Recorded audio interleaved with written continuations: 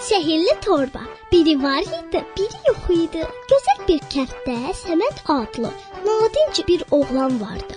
Səməd bu kəndin ən dəcəl oğlanı idi. Birinin toyuq cücəsinə daş atır, başqa birinin pəncərəsini topla vurub sındırırdı. Qohum-qonşu onun əlindən təngə gəlmişdi. Heç kənddə bir adam yox idi ki, Səmədi tərifləsin.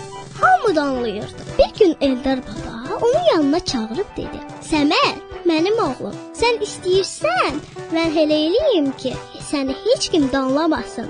"Əlbəttə istəyirəm," deyə Səməd təəccübləndi. "Onda bir şərtim var. Bax bu kisəni görürsən, onu bu cür xırda daşlarla doldurmalısan. Amma sən bu kisəyə o vaxt daş ata bilərsən ki, bir xeyirxah iş görəsən. Birinə yaxşılıq elədin, bir daş, o birinə kömək elədin, bir daş, ta kisə dolana qədər.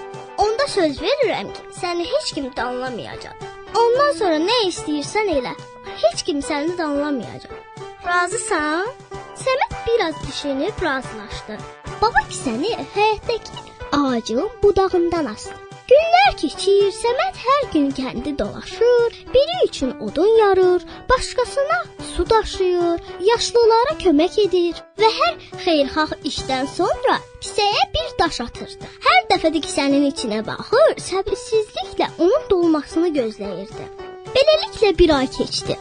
Səməd gördü ki, kisə artıq dolub. O sevinclə babasını çağırıb dedi: "Baba, mən sənin deyən kimi elədim. Bax, artıq kisə dolub. İndi nə istəsəm eləyə bilərəm?" Baba dedi: "Mənim oğlum, əlbəttə eləyə bilərsən." Səməd tez soruşdu: "Məni heç kim danlamaz ki?" "Yox, mənim balam, daha səni heç kim danlamayacaq." Səməd razı halda həyətdən çıxdı. Qonşuluqda Telli hala aşmış taxta çəpəri düzəldirdi. Səməd qaça-qaça çəpərə bir təpik vurmaq istəyirdi ki, birdən dayandı. "Qoy bu gün də Telli xalaya kömək edim. Sabahdan nə istəsəm edərəm," deyə fikirləşdi. Beləcə günlər keçdi, amma Səməd bir daha pislik etmədi. İndi qətdə heç kim onu danlamır.